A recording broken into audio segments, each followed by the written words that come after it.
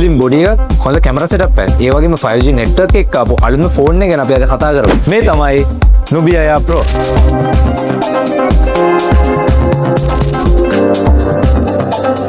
මේ ෆෝන් එකේ ඩිසයින් එක ගැන කතා කරලා ප්‍රීමියම් ලුක් එකකට ස්ලිම් බොඩි එකක් තමයි මේ ෆෝන් එකට දීලා තියෙන්නේ. මේ ෆෝන් එක IP68 69 වගේ රේටින් එක තමයි රිලීස් වෙලා තියෙන්නේ. ඩිස්ප්ලේ එකකට Nubia මේ පාර හොඳ ඇටෙන්ෂන් එකක් දීලා තියෙනවා. large size එකේ හොඳ AMOLED ඩිස්ප්ලේ එකක් තමයි මේ ෆෝන් එකට දීලා තියෙන්නේ. ඒ විතරක් නෙවෙයි 1 billion colors නිසා හොඳ ඩිස්ප්ලේ quality එකක් අපිට බලා ගන්න පුළුවන්. performance පැත්තෙන් මේ ෆෝන් එක ගොඩක් ඇඩ්වාන්ස් ෆෝන් එකක්.